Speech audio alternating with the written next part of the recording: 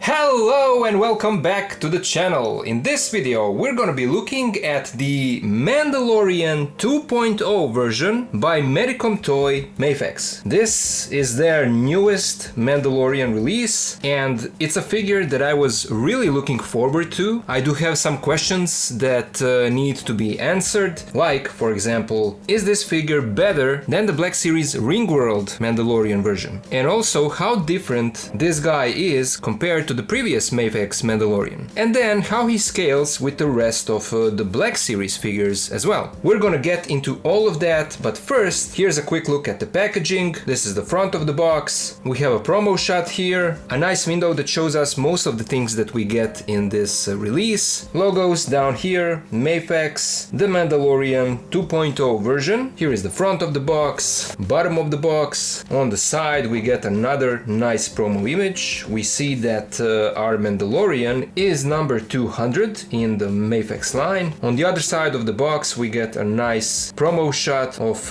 unhelmeted Din Djarin with Grogu, and then on the back of the box we see a lot more going on here. The back side is really busy. We get all of the different promo shots, and they also show us all of the accessories that are included in this release. So that's enough about the box. Let's now open it up and let's take a look at the figure. And another quick thing that I wanted to show you before we get to the figure is the art on the inside of the box. When you remove everything that comes in it, this is the illustration that you get. And also when you open the box, it says this is the way, and then here you get that Mandalorian mythosaur symbol. That's a nice attention to details. Just wanted to show you that. So now we are moving on to the figure. Here it is out of the box. Here is our new MAFEX Mando 2.0 version. I have to say that my first impressions are really good. The figure feels nice and sturdy, the joints are tight, nothing is loose, the proportions also look good, there is some shine, some reflectiveness on those Beskar parts of the armor. Here is how the figure looks from the side, and then here is the back, and we can get the cape out of the way so that you can see the back plate. So as I said,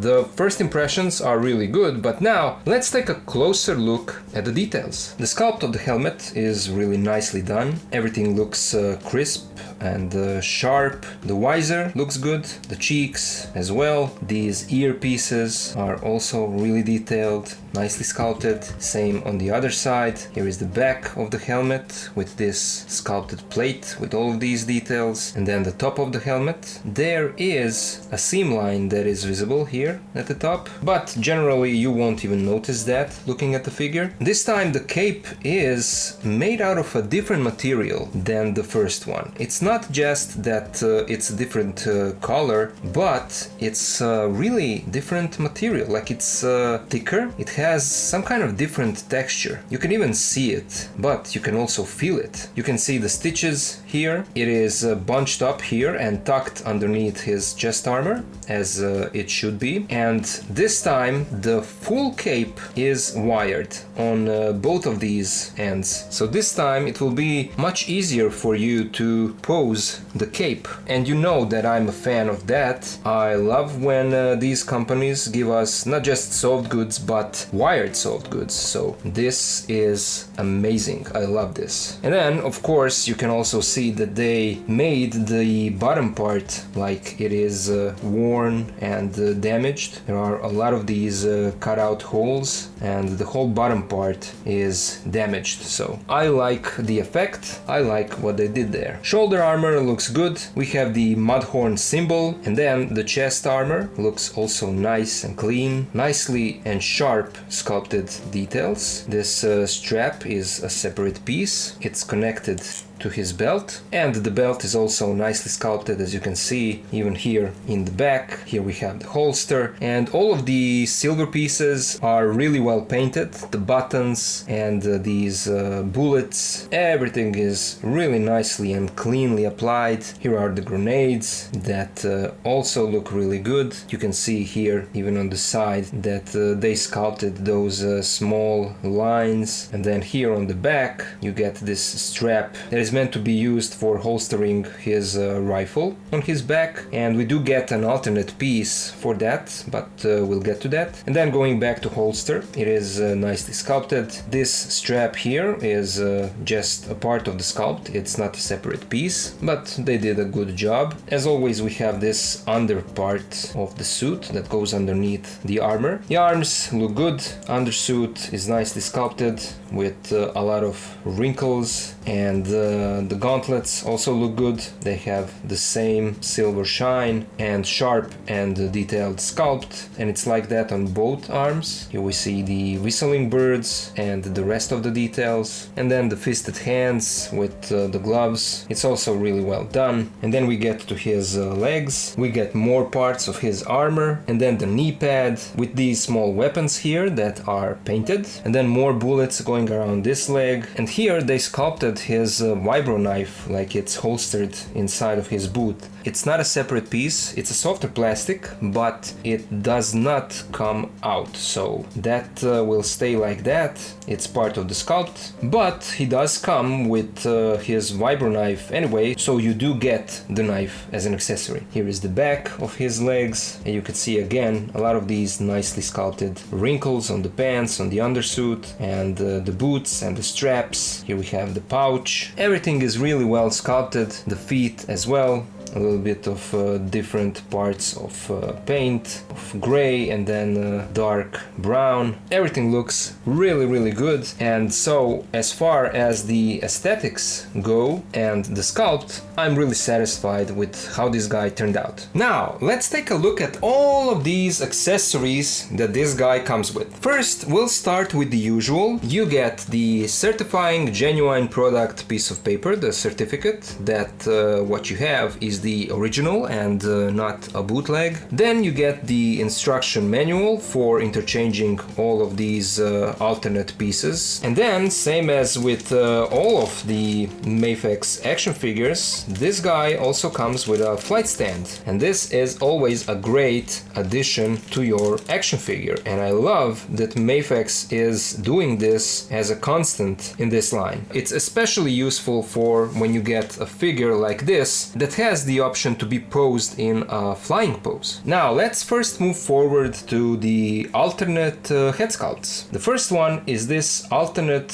helmet head sculpt that is the same one as the one that's already on the figure, but this one actually comes with his flashlight. So it's such a small difference. They could have just made maybe the flashlight as a separate piece that pegs in the existing helmet, but they went the extra mile and made a whole separate helmet with that flashlight sculpted on it. And the flashlight is really well done. The sculpt is nice and detailed. You can see the sculpted lines here, and even a different paint here where the light should be glowing. It's a bonus and I love it. But then they also give you an unhelmeted Din Djarin Pedro Pascal head sculpt together with the neck piece. This is the best 6-inch Din Djarin unhelmeted head that I think I ever saw. It's better than the SHF one. It's definitely better than the Black Series one. MAFEX here is a clear winner. This looks fantastic. And I mean, I kind of doubted that we were going to get such a good end result. The promo shots looked really good, and so I had my doubts, but this turned out to be really good. The hair is really well done. There is some shine in it. Great sculpt, amazing paint job. The eyes are really well painted. The mouth, and then the beard and the mustache. Everything is really nicely done. The neck looks good. This is phenomenal accessory, and I can quickly show you because I have it here. This is the SH Figure Arts unhelmeted Din Djarin head, and even though I feel like the SHF one also looks good, I think that the MAFEX one is much better. Then this new MAFEX comes with a Grogu accessory, a Grogu figure, and this one looks really good. It has a little bit of articulation in the head. You can look up, down, and can look side to side, and there is a little bit of articulation in the arms, in the shoulders to be more precise. And then down here we see his little feet, and as far as I can tell, they do not move. So that is our new Grogu. But then they also give you another version of Grogu, but this one is in the pouch. And the pouch is made out of mixed media. This lower part is a sculpted plastic piece, but this is actually a soft goods piece that is glued to the plastic. I feel like this is a better solution than if they decided to make it fully out of plastic. I think that it was SHF that previously did that, and it kind of, at least for me, didn't look that good. So I feel like this is a better choice, a better design solution. And these two Grogu heads are not the same. They have two different face expressions, as you can see. This one in the pouch has his mouth open. The face expression looks happier than this one, and you can swipe them out. You can interchange those two head sculpts, and so you have some options for your Grogu. Here is another comparison. To the right we have the previous MAFEX Grogu, and this one was fully a statue. It didn't have any articulation, and even the feet were missing. The arms were sculpted, they were not movable, so this is a step forward for MAFEX. And this is the previous SH Figuarts Grogu, so this is not the latest one but a previous one, and this one does have some articulation, but it kind of looks too big, and I feel like the sculpt is much better on the MAFEX one. Next up, this new MAFEX Mando comes with his jetpack, and this also looks really good, sharp and crisp sculpt, and you can see that it's connected to this plate, and this is the back plate of Mando's Beskar armor, so it comes connected like this. This is because on the figure we have that plate, but this one doesn't have peg holes in it. So they gave you the options to have Mando without his jetpack and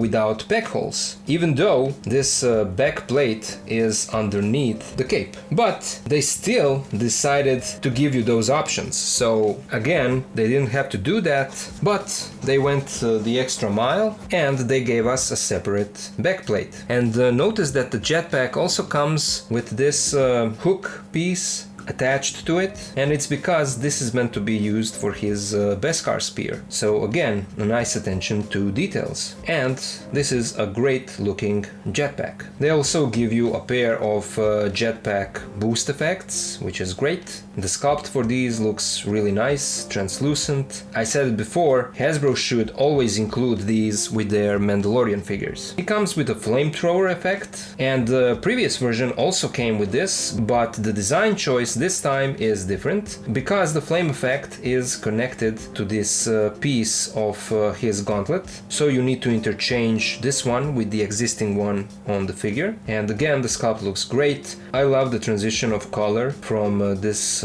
blue at the start going through green, yellow, and then to orange and orangish red. It's a beautiful looking sculpt, and it's a great accessory. You also get his launched whistling birds, and again, this should be connected to the gauntlet, and I feel like they did a great job on this one as well. The effect could be maybe a bit more translucent. I feel like SHF on their previous version did maybe a slightly better job, but still, this is a great accessory to have, and the tip points, the whistling birds, are really nicely painted. Another great accessory. I already mentioned that this guy comes with his vibro knife, so here it is. It has a dark blue handle, nicely sculpted technical details, and yes, another great accessory. And then he comes with his pistol blaster, and if you guys remember, the previous MAFEX blaster was pink for some reason, and a lot of people had issue with this. We didn't know why this happened, why it turned out the way it did, but this time they fixed that issue, and the gun is now metallic.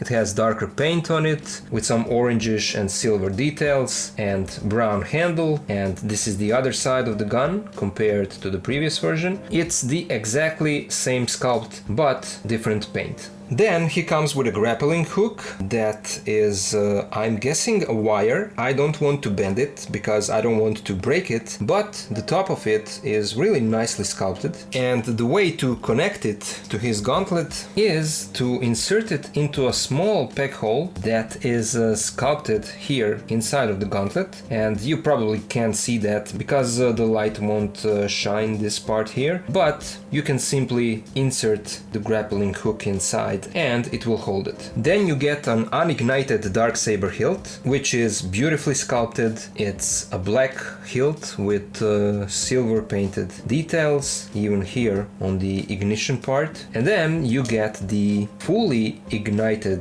darksaber, and the sculpt of the blade is beautiful. It is much more detailed than what we got from the Black series. MAFEX gave us those electric white flickering lines that are going across that black part of the saber, and it's like that on both sides. The sculpt is beautiful, the paint is beautiful, and it really looks amazing. He also comes with a Beskar spear, and it's a simple but nicely sculpted spear. It has a nice silver shine to it. The tip is nicely sculpted as well. We have some sculpted lines on it, so it looks really good. And as we saw earlier, there is that clip on the jetpack that clips onto the spear. It holds it nicely and securely, so this is good. And then check this out. They give you two rifles. Now this is version of The Mandalorian from season 2, so at some point he still did have his rifle, and MAFEX decided to give you two versions of it, because one version is for when he is using it, and the other one is for when it's attached to his back. So this one with this strap looking like this is for holstering the rifle on his back, and this one with the strap being sculpted to the rifle like this is meant to be used in his hands. But the sculpt of the rifle is so beautiful, so crisp and clean, with all of these technical details sculpted on it that are really well painted, as you can see, these parts here, and then the visor, and even the tip is painted in a way like it was recently used and now it's cooling down. Such a great attention to detail, and yeah, I love it. I think that they really did a great job. They also give you an energy effect for the rifle, and here on this wider part you get two holes on these pieces at the end, so you should push the tip of the rifle through those openings and the effect is attached to the rifle. So this looks great, and as far as I know, MAFEX is the only version that gives us this effect. And then you also get an alternate strap that connects to his lower back, and I already mentioned it earlier. This is for when you want to holster his rifle, attach it to his back. What you need to do is remove this piece here, like this. And then there is even an opening, a cut on the cape, through which you should put this small piece and then connect it to the belt, like that. And then we take our rifle with this loose strap. We slide the rifle through that loop. We connect this strap to the back hole here, like that. And so you finally get this look. Here is how it looks in the back. That small loop is connected to his back through the cut in the cape. I must say that this design choice for this connection is much better than what we saw previously, not just on the MAFEX release, but on the SHF as well. And don't get me wrong, it will still take you some time to make this work, to connect it like this, but if I have done it here in only a few seconds, I think that you probably shouldn't have too much trouble with it. He also comes with a nice range of interchangeable hands. You get two fisted hands that are already on the figure. You get a pair of open hands, another pair of dynamic open hands, a pair of trigger finger hands for his pistol blaster, a pair of trigger finger hands for his rifle, a pair of grabbing hands for the darksaber, a pair of grabbing hands for holding the rifle, a pair of finger pointing hands, a pair of knife holding hands, and a pair of spear holding hands. Now, let's take a look at his articulation. The head and the neck are on a double ball joint, so you get a nice range of movement. He can look down this much, up almost all the way. This is a great range of looking up, which is especially good for flying poses. The head can tilt side to side and rotate 360. Shoulder armor pieces are connected to the arm, and so they can get in the way of moving the arm out, but there is a drop down in the shoulders, so when you articulate that joint and then move the arm up, you get a better range. So the arms go out this much. They also rotate 360. We have a nice butterfly joint. You also get a swivel in the shoulders, but no bicep swivel. Instead, you get a swivel right above the elbow. And we get a double bend in the elbow, but the elbow goes in only this much. So that could be a bit better. I have to point out that this piece of his gauntlet falls off fairly easily, and it is because it is meant to be interchangeable with alternate pieces like this one that you just peg in, and now you have our Mando with his flamethrower. But just keep in mind that this can fall off easily, and you could lose it down on the ground. We get a swivel in the wrist, and we have that standard MAFEX wrist ball joint that can turn and swivel in any direction that you want, depending on how you turn that ball peg. Now, the torso is the main articulation problem with this figure. There is a cut on the inside of the torso, but it's so limited and so stiff that you almost get no movement out of it. It can probably turn side to side a little bit. I don't want to force it because I don't want to break it, but you can get a little bit side to side, and you can hear how tight that joint is. The tilt is also limited.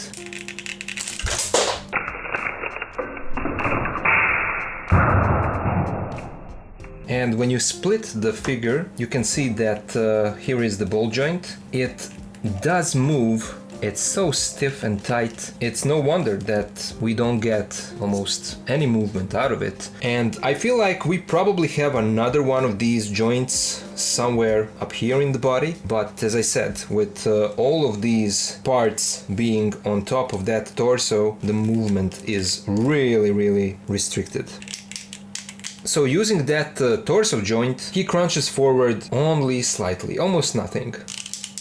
And then crunching backwards is just slightly better than forwards. So as I said, that is the main articulation issue with this figure. We have a drop down in the hips, and with that legs move out this much, forward all the way, back this much. There is a little bit of thigh swivel, a surprisingly single bend in the knee that gives you only this much. We have a swivel in the ankles. Feet move forward this much, back this much, there is a toe joint, and a nice ankle pivot. So as I said, the only minus of this figure is the torso articulation. I feel like they could have engineered that part a bit differently so that we get at least something in that torso, but like this, it's just too stiff, too rigid, and it doesn't give you practically any movement. The rest of the body I feel is good. The elbows are good enough. The knees give you only 90 degrees, so it is what it is, but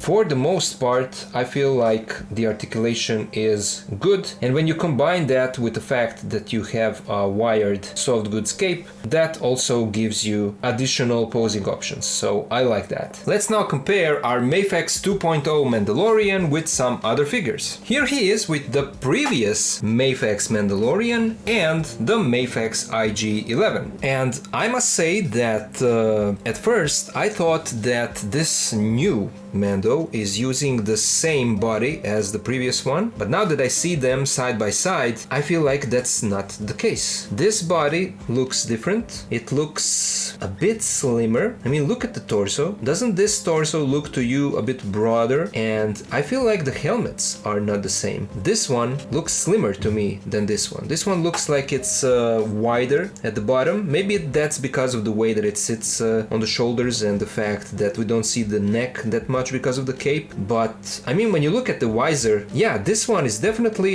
a different helmet. You can see that this new one even looks a bit taller than the previous version. Overall, this version looks bulkier, while the 2.0 version looks slimmer and taller. And while I really love their previous Mando, at this moment I feel like this one looks better to me. The proportions, the silhouette, the overall look, this one looks better to me. I don't know, what do you guys think? Let me know down in the comments. And then here he is with the Black Series Glavis Ringworld Mandalorian and the SH Figure Arts Din Djarin Mandalorian. And this is not the latest version, this is the previous version that came with that unhelmeted head sculpt. And right away you can see how small the SH Figure Arts version is, and especially that helmet looks completely out of proportions. The main question is between these two guys, the Black Series Glavis Ringworld and MAFEX 2.0 version. I really love what Hasbro did with this guy. This is probably one of the best Black Series figures that Hasbro ever made. It is just so much fun to play around with this figure, to pose it. For the half a price of the MAFEX one, this is a great deal. But now when I see them side by side, I can't make up my mind. It depends on what you prefer. Both of these have nice articulation, and I do plan on going into more detail with comparison of these two, and I'll probably do that in a separate video because I feel like this video is already too long. So for a more in-depth comparison between these two guys, stay tuned for a separate video. Here he is with the Black Series, so-called Throne Room Boba Fett, and the SH Figure Arts Book of Boba Fett. This is the one that comes in that deluxe set with the throne. Here he is with the Black Series, the Armorer, and the Black Series Paz Vizsla or Heavy Infantry Mandalorian. Here he is with the Black Series Bo-Katan and the Black Series Axe-Woz. Here he is with the Black Series Imperial Stormtrooper and the Black Series Moff Gideon. And finally, here he is with the Black Series Ahsoka Tano with Island Journey Rey's poncho and the SH Figure Arts Luke Skywalker from The Mandalorian. And so, overall, what do I think about this 2.0 Mandalorian by Medicom toy MAFEX? I feel like it was worth the wait. The Black Series Glavis Ringworld Mando is still a phenomenal figure, but in terms of the look and especially in terms of the amount of stuff, the amount of accessories that you get, this new MAFEX figure takes the win. Yes, the torso articulation could be better. It could be much better because, as you saw, you get almost nothing, no movement at all in that torso. I'm extremely satisfied with the fact that they redesigned the body, they re-sculpted it, they gave him, at least in my opinion, better proportions, and the fact that they made a different type of cape and that they fully wired it this time, that is just a great upgrade. I still love their first MAFEX version, I will keep that because he does look different in the first season, but this 2.0 version is a phenomenal release. You get practically all the weapons that you want with your Din Djarin, and then on top of that you add two versions of Grogu, the one in the pouch and the one out of the pouch, and the fact that you can interchange those two different head sculpts with two different face expressions. A great range of accessories. I'm extremely satisfied with everything that comes in this set. I feel like I'll have so much fun with posing this guy for his posing video. So as always, stay tuned for that because that is also coming on the channel soon. And yeah, I mean, just overall, I really love what MAFEX did with this figure, even with those torso articulation issues. So there you go. Now, I would really love to hear you guys. What do you think about this MAFEX 2.0 version of The Mandalorian? Do you feel like this guy is now the best 6-inch Mando that we have? Or do you prefer the Black Series one? What Hasbro did with that figure for the price is just unbelievable. It's beautiful. So, as I said, I would love to hear you guys. So let me know all your thoughts down in the comments. Special thank you goes out to my supporters on Patreon. Thank you guys as always for helping me to continue to make these videos. And of course, to all the rest of you guys out there, thank you all so much for watching my videos. Thank you for being here with me, and I'll see ya in the next one.